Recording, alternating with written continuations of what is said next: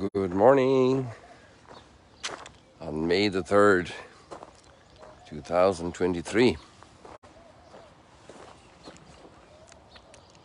Yes, I did get back. I'm here.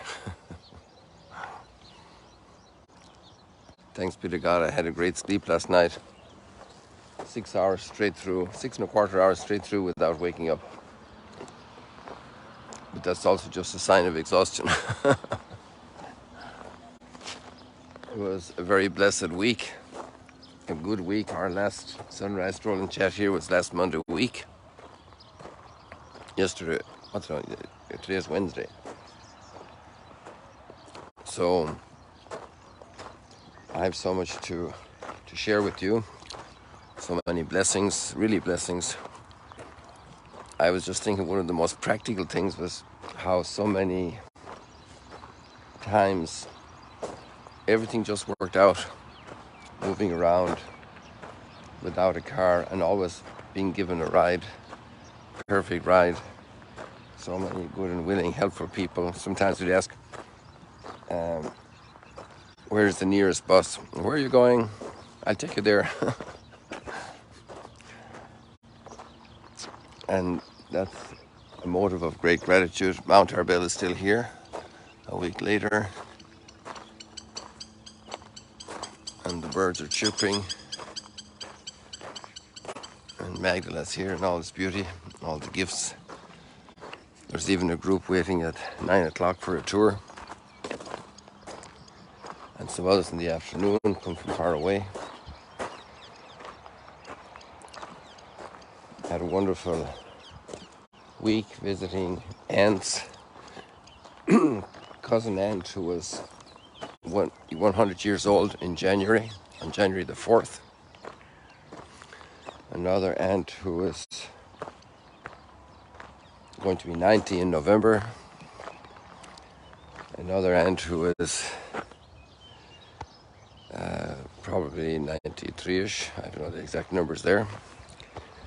Another aunt, or at least 92, 90, 91, 92. Another aunt who is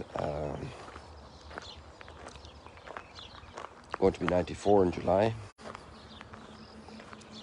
So that was a top priority besides the wedding, to visit these wonderful relatives who have so much life and so much experience. They were all, in one measure or another, responsive, talkative, delightful. And then a wedding. My niece. I was thinking it's the first wedding I've ever attended in Ireland. Well, maybe that's not right. Surely as an altar boy, I served some wedding masses in my home parish church as a child. And then also, obviously, I officiated weddings, but not in Ireland. And this was the first time in Ireland to participate at a wedding. A lot of the joy. That's probably one of the biggest things. So obviously, this girl is very dear to our hearts. She's an extraordinary person of generosity with teacher, teaching the children she has chosen in her career to teach the children of greatest need, learning difficulties and social backgrounds combined. Very difficult social backgrounds, very difficult learning difficulties. And she gives her life with extraordinary love. She's like a lioness on their behalf, and so patient and dedicated. It's amazing and brilliant. Wonderful insights. So then, but probably the biggest impression I had from the whole experience was the impact of a marriage on families. And her husband was also from a very, very large family. And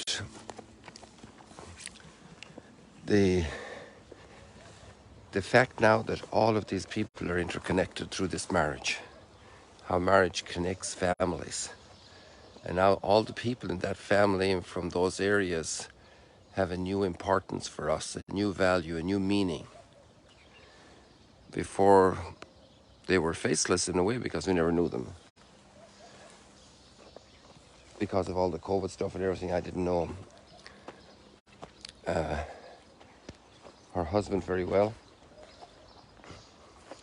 With all the amazing relationships now that exist, and the whole weekend especially of the marriage ceremonies was very much about being together and getting to know each other, spending time chatting, seeing a lot of cousins,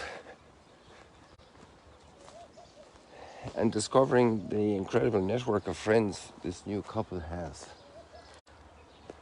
People that were not from either of the families, they were just friends of theirs from school, from college, from work. It's really the treasure that's in each person. And now the treasure that's in that whole network. The treasure that comes through bonding with others. The treasures we're all blessed with in these bonds. And that brings me today to the readings we have today. We're celebrating today in the liturgy two concrete people. One was a fisherman across the lake here from Bethsaida. His name is Philip. And the other one is James, and sometimes called James the Lesser. And he was first bishop of Jerusalem. And it's quite amazing, you know. Two concrete people from very concrete situations, and they were brought together. It's interesting that we're celebrating them together. Oh, a tree has fallen here. I imagine it fell here. Strange. But I don't see from where it fell. I don't think anybody would have brought it in here. Oh, here, just before I left, at the end of the last live stream last Monday week, I just happened upon these two Egyptian geese, and they're 4 goslings. And this is a week ago. Can you imagine? They were a quarter the size they are now. And we already accompanied some geese growing over the last winter. And here we have 4 new goslings. At least there were 4 here before, and I see 4 now. So they're still intact.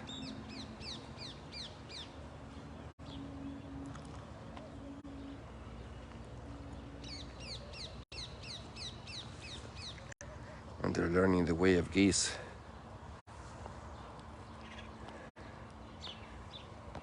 And to learn the way of humanity, being together, Philip and James, and being together as disciples, and walking across the byways and mountain ways and alleys and valleys of Galilee and eventually Jerusalem, and eventually the whole world. It's amazing. And they come with their concreteness. Philip has lots of questions, and Thomas does too. How can we know the way? What an incredible question. And the answer Jesus gave him. And they were concrete people. They had an experience of Jesus, especially Jesus risen from the dead. Our only contact to Jesus and his story is through these apostles, through the first disciples. Our contact is through them.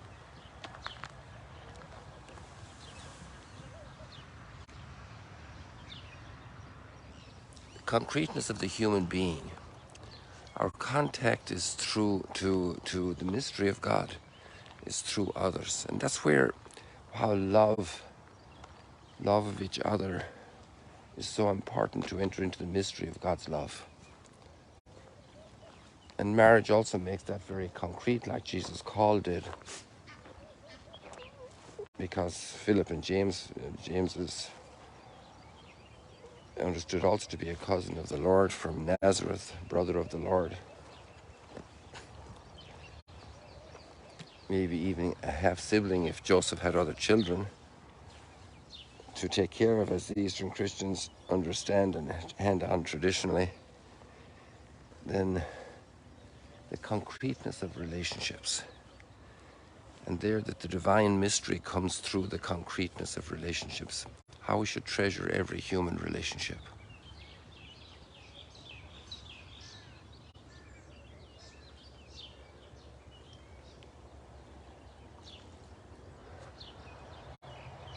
What a gift life is, and neighbours are, and siblings are, and family is, and in-laws and outlaws. And